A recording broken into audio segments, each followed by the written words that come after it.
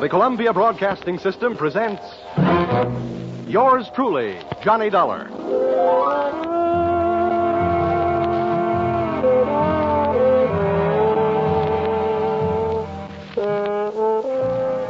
The next half hour has its baggage packed to take a trip with America's fabulous freelance insurance investigator, Johnny Dollar. At insurance investigation, he is just an expert. At making out his expense account, he is an absolute genius.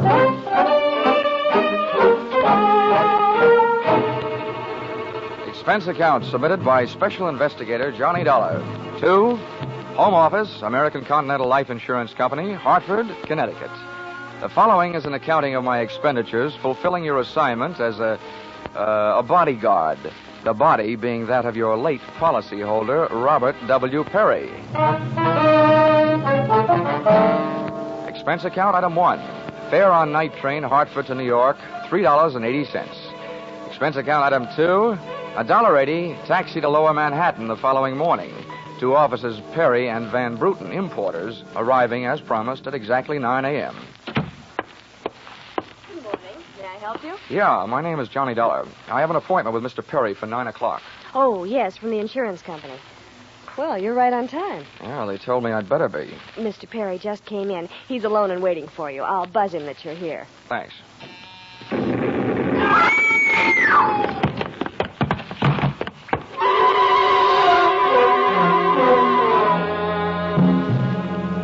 What was left of your policyholder, Mr. Perry, was just sliding out of his swivel chair as I hit the room. The top of his desk had erupted, and splinters of mahogany pointed their sharp fingers upward through lazy circles of smoke swirling toward the ceiling. The buzzer from his secretary's desk had been rigged to a booby trap. Oh, no, Mr. Perry. Stay away from him. There's nothing you can do for him. He's dead. Oh, what happened? What happened? Whatever happened? Come on, let's get back out of here. Here you are now. Sit down. I'll get you a drink of water.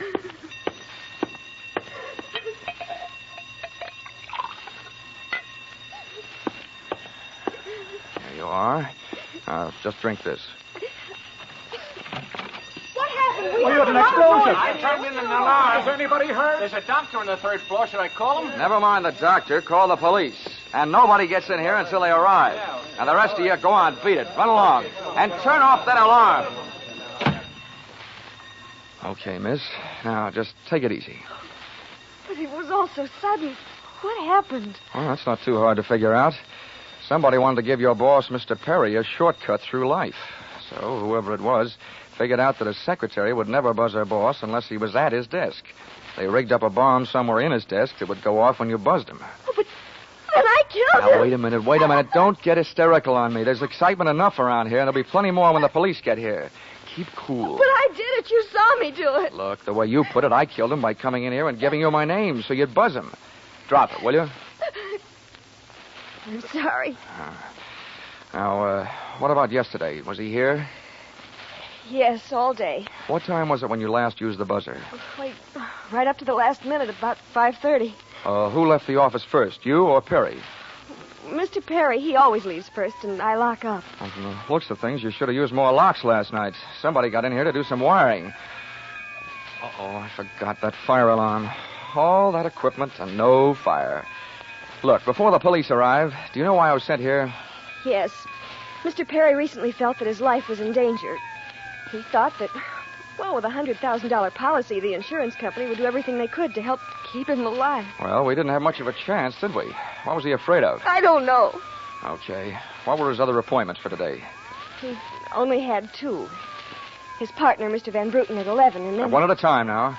Van Bruten. Anything special about their meeting? Yes. Mr. Van Bruten arrived just yesterday from Holland. You mean there was a branch of this firm in Holland? Yes, and Mr. Perry was buying out Van Bruten's interest. They had their final meeting at Van Bruten's hotel last night. Oh? And Van Bruten was coming by this morning to pick up his money. Cash? No, a cashier's check. The bank is to deliver it here at 10:30. Now, quick. Perry's other appointment. Who was that? Christine, his wife. Oh, yeah. Now Christine, the beneficiary. Yes, but she wouldn't have been the beneficiary in another 2 weeks. They were getting a divorce. Thanks for the motive. You don't like her? I didn't mean it that way. How about Perry? Like him? Okay, well, here's an easy one. What's your name? Susan Gates. Now, isn't that about enough? Okay, Susan, you'd better save your voice. During the next few hours, you're going to have a lot of talking to do. Oh, here come the firemen, and we haven't even got a child to ask them to save. Where's the fire? I'm looking for a fire. Just stick around. When the cops get here, somebody will get burned.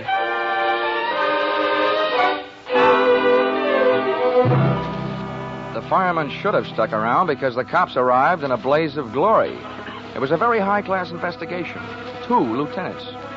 Finally, after about an hour, the police photographer ran out of flash bulbs, the office of the deceased ran out of fingerprints, and the lieutenants ran out of questions. So the on-the-scene phase of the investigation was closed.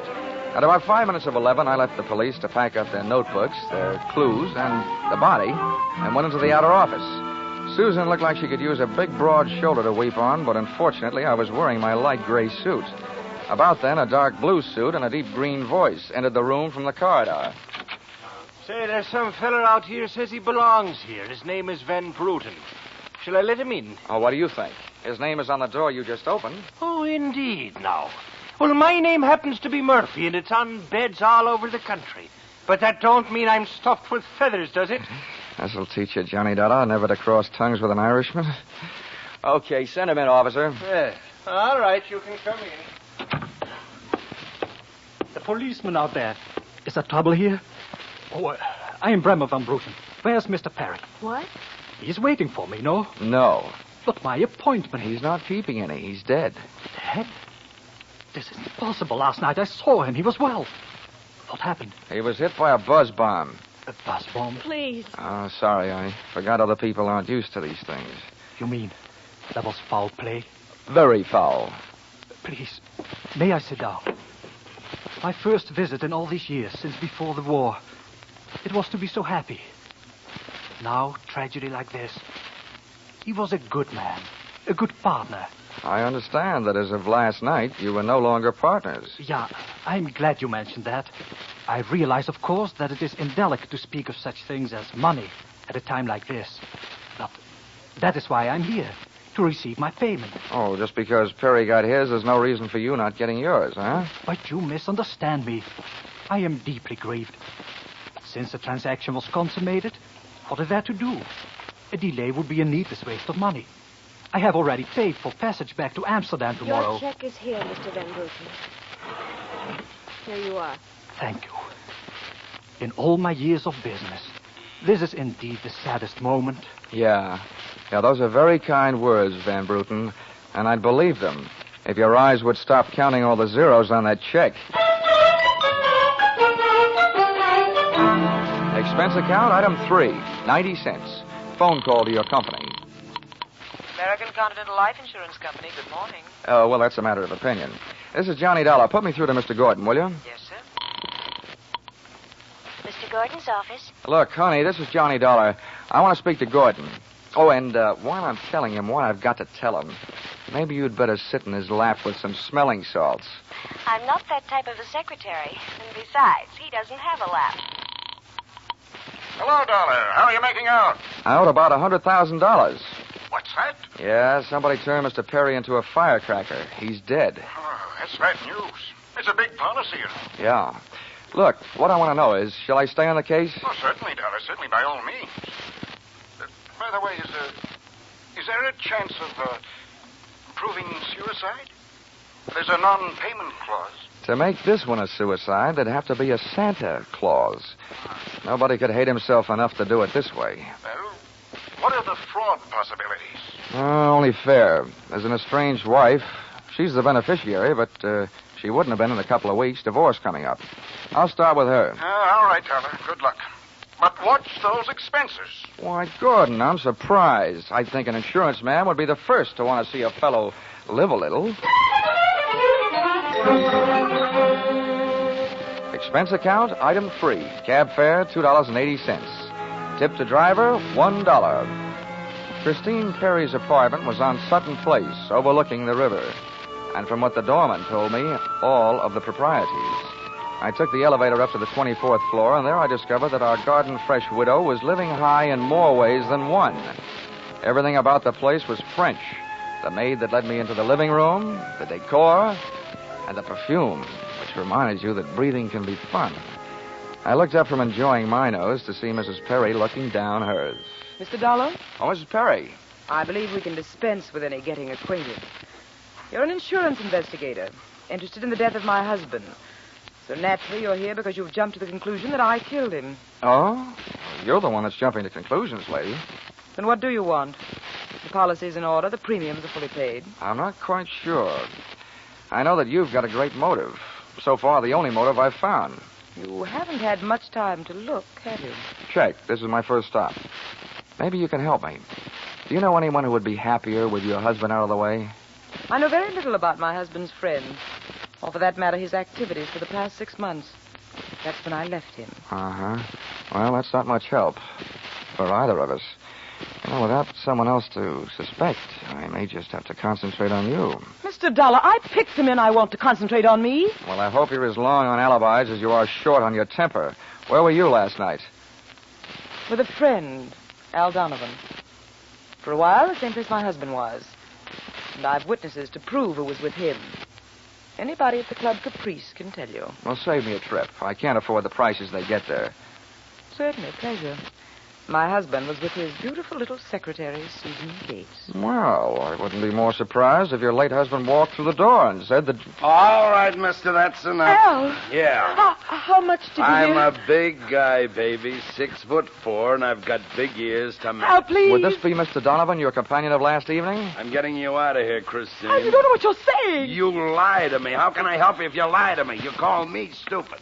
The way you're playing this, you'll alibi yourself right into a cell. I'm getting you out of here. What are you doing to me, Al? You're crazy. Come on. She's right. You are stupid, Donovan. She was doing just fine till you dropped in. Mister, you've been asking a lot of questions. Now I'll give you one answer. Al, you... All right, Christine. So much for the wise guy. Now about you and your alibi. You wasn't with me at the Club Caprice last night, and if it's so easy to prove your husband was there with his secretary, who were you there with? You told me you were going with your husband, talking divorce, remember? When Al measured me for that swing, I measured my chances with him.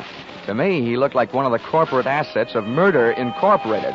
So I rolled with a punch, hit the floor, and stayed there, with my eyes closed and my ears opened. What I heard was Christine's alibi flying out the window, Mr. Donovan giving her a few loving cuffs, and finally the pair of them flying out the door. I allowed myself the luxury of a 20-second massage on the new lump on my jaw, and then I got up and started out after them. This case was becoming interesting.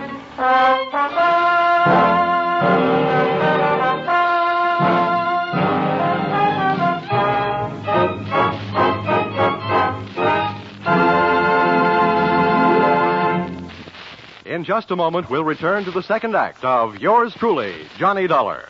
But first, this important message. $60 million is what the Red Cross needs to carry on its great work in 1949. If this seems like a lot, just try to review briefly the various activities of the Red Cross. It can't be done briefly. Red Cross services extend into every area of our lives, bringing care, comfort, and recreation to the men in the armed forces, bringing first aid training, nutritional programs, nursing services, blood banks to our own communities. And all the time, as these activities go on uninterrupted, the Red Cross is holding itself ready to spring into instant action in case of disaster. Fire, flood, explosion, any sort of catastrophe finds the Red Cross on the scene with food, clothing, and medical care. $60 million isn't so much in the light of such activity. We can make it with each of us contributing. We're giving to our own safety, security, and peace of mind, and to our neighbors, too. So let's give generously to our own Red Cross. And now back to the second act of Yours Truly, Johnny Dollar.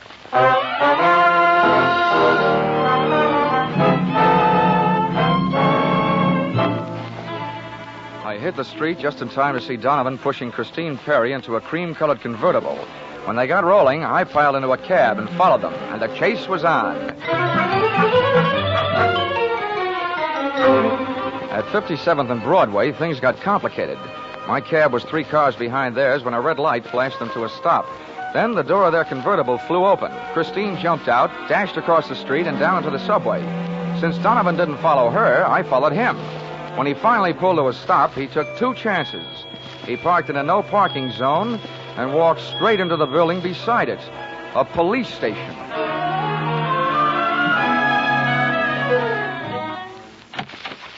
This is Mr. Dollar, Lieutenant. He's been waiting for you for some time. Huh? Well, you can wait outside, Sergeant. Okay, sir. My name is Johnny Dollar, Lieutenant. Here are my credentials. Insurance, huh? Yeah, the Perry murder in particular. Well, you've come to the right place, Dollar. A man named Donovan just walked in here and made a full confession. You what? That's right. My clerk's just typing it up. In the meantime, the gentleman is down in the tank having a bite of lunch on the city. He confessed. Does his story add up? As far as I know. I haven't heard too much about the case myself. It's not in my precinct. What did he use for a motive? Jealousy. Says he's in love. Wanted to marry Perry's wife. Did he say how he managed it? Yeah. He stole the key to the office from the wife's apartment, entered the building last night, and wired a bomb to the buzzer system. Uh-huh. Well, guys do a lot of strange things in the name of love. Yeah, looks like Donovan did. Yeah. He either killed a man, or he's trying to cover up for someone who did. Well, listen, don't execute him for a couple of days. Huh, Lieutenant?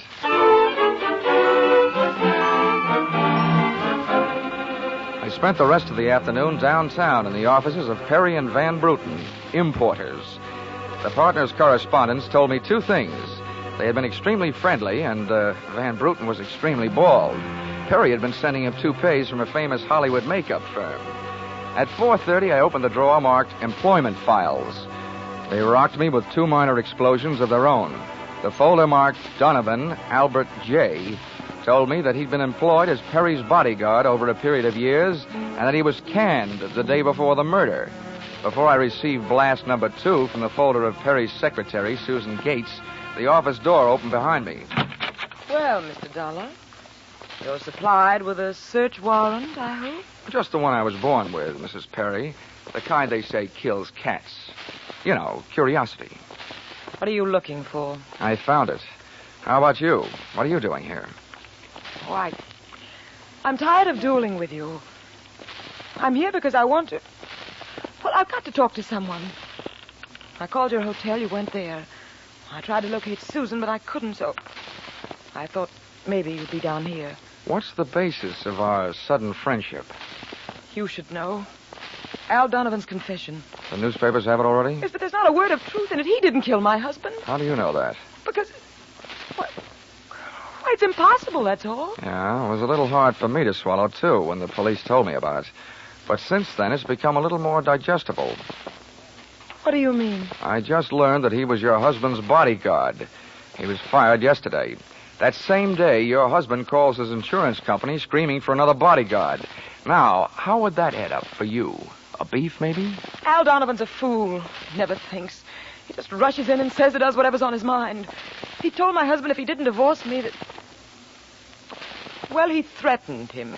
You know, you came in here saying that Donovan's confession was no good, and you spend your time making it sound better and better. What do you want, anyway? I can't help it. I've got to tell you the truth. I know it doesn't sound like I'm trying to help Al, but what can I do? You really want me to answer that? Here. If you want to help Al, phone the police. Tell them Donovan made that phony confession to cover up for you. It's simple. Not as simple as that. You don't need the gun, Christine. Hang up the phone. Sure. I hope you don't mind my aversion to being held for murder myself. Oh, well, that's a common aversion. I'm in no hurry to see you behind bars. But don't forget, when the cops want to pick you up, they'll do it. Now, don't spoil the rest of the afternoon. Take that gun someplace else. I've got things to do. The first, I imagine, will be the call that I wouldn't make. Well, not necessarily. If it'll make you feel any better, we'll just put this phone out of order. Satisfied? Of course not. But don't get me wrong, Mr. Dollar. I wish you nothing but success in your investigation.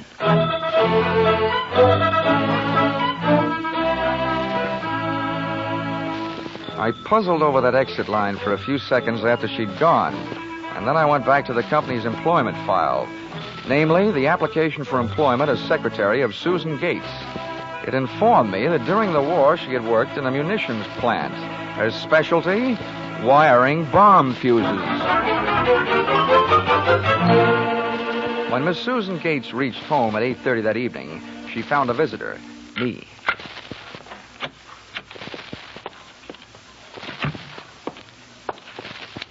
Oh, how did you get in A here? professional secret. Oh, you scared me. What do you want? Why did you come here? I wanted to bring you the good news. I heard on the radio that Al Donovan confessed to Perry's murder. Al. I can't believe it. Why not? Who do you like for the spot? Why, Christine. Al is covering up for her. I'd like to agree with you. If it turns out that Christine wound up her husband's life with a bang, the company that hired me saves $100,000. But I don't know. She claims she has all kinds of alibis. One of them is you. Me? Yeah. Did you see her at the Club Caprice last night? Why, yes. I know who you were with. Your boss. There's nothing wrong with that. Oh, I'm not preaching a sermon. I want to know who she was with. I don't know. Man I'd never seen before. Mr. Perry knew him, but he wouldn't tell me who he was. Why not? I don't know. He said I might get the wrong idea. About what? I don't know. We didn't sit there and talk about it all night. Why should we sit here and talk about it all night? All right, all right. When a census taker shows up and asks a lot of questions, people answer them. When an investigator tries to do his job, they make the proverbial clam look like a blabbermouth.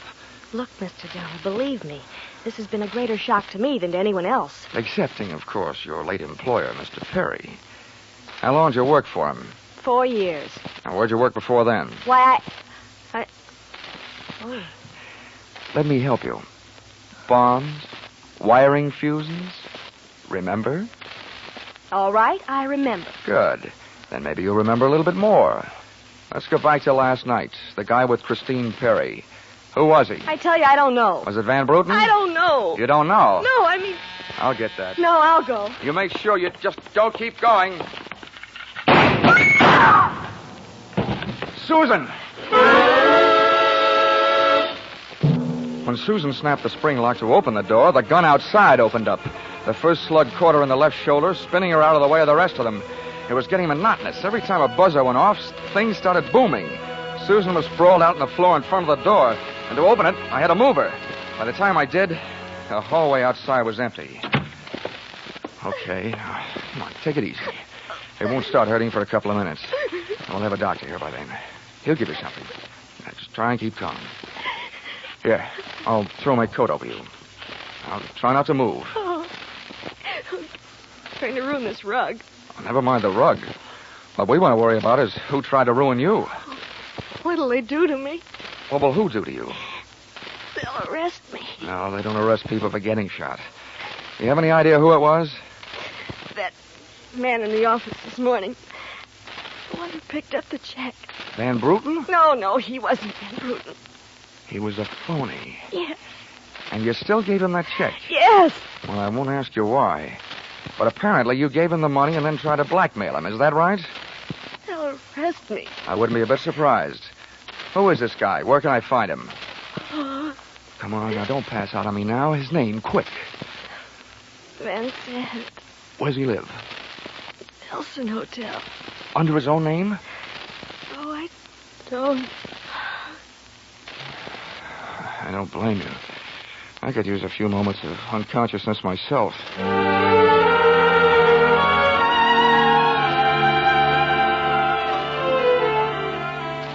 The Nelson Hotel didn't have a Dutch name on the register, so I got a hold of the housekeeper and found out how many rooms her staff hadn't been able to make up all day because of Do Not Disturb signs on their doors. I went a-calling at these particular rooms. On the 9th floor, I awakened one old maid. On the 7th, I startled a bunch of poker players who thought they were being raided. On the 5th, I blushed my way out of the bridal suite. And on the 4th, I struck the door of 427 and the jackpot. Who's there? Don't you see the sign? I do not wish to be disturbed. Oh, sorry, I must have the wrong room. I started up the hall after the fire axe, but when I got to it, I changed my mind. One of the few things I'd learned about this guy Van Sant was that he loved to murder people through doors, so I decided against trying to chop his down. Then I remembered the way those people came pouring out of those offices earlier in the day when they heard that fire alarm. So I picked up the little red hammer next to the big red fire axe, broke the little glass window, pulled the little brass hook, and set off a big brassy noise. Then I rushed back to 427. Fire! Fire! Where's the fire? Right here in my eyes, sweetheart. Why you come here? You'll wish you hadn't. Never mind the dresser. You're through shooting guns for the day. Oh, What do you think, Vincent? You want to try some more? you cannot make me stay here. The fire, we will all die. You look good barbecued. But I'll make a deal with you. You talk. And if I like what I hear, I'll show you how to get out of here alive. How do I know this? Well, you don't think I'm going to stay here and fry, do you? And if you don't start flapping that tongue in a hurry, I'll probably just tie you to a chair and run. First, where's Van Bruten? You will find him in the bedroom. He better be alive. He's out cold. What's the matter with him? He will be all right. He is on the sedatives. Where did this identity switch start? You better hurry up. I smell smoke. I knew Van Bruten in Amsterdam. I knew about the sale of his interest. And I knew that the girl in the office here had never seen Van Bruten. Well, let's go now. Now, don't get up. I can feel it getting warm in here. The firefighters. We will be saved. Now, don't be too sure. They always start at the top floor and work their way down. Come on, I can hear those flames crackling. You know the rest. Last night, when the transaction was all finished with Perry, I gave to Van Bruten some sedative and his cocoa. You set up that bomb so Perry'd get it before you showed up to pick up the check. Yeah, I told you that. Then it happened that girl didn't know I was an imposter. I don't know how. Well, let me tell you. She's been sending old Van Bruten in there toupees for the last 4 years. Gray ones, my red-headed friend. Oh, yeah. Let us get out of here, no? Yeah, out cold.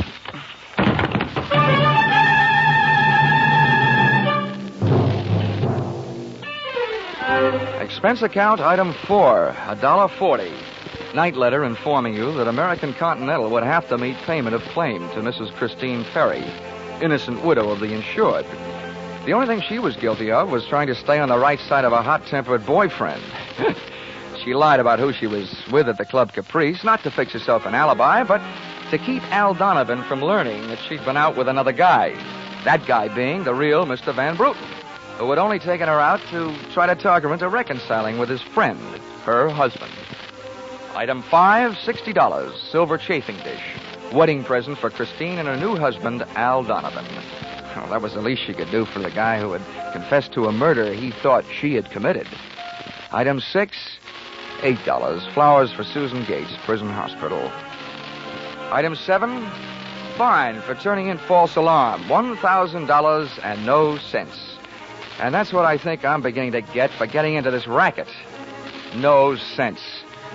Expense account total, $1,263. Yours, truly, Johnny Dollar.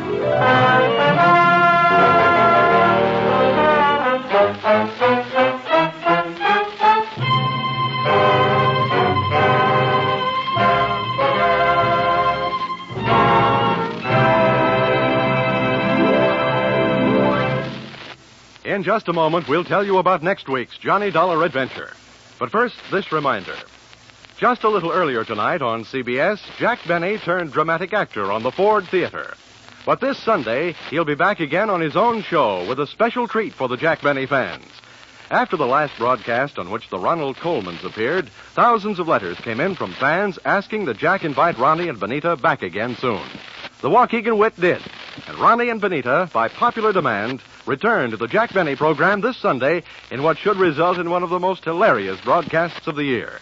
So be sure to listen to Mr. and Mrs. Ronald Coleman on the Jack Benny Show, which is heard on all CBS stations this Sunday.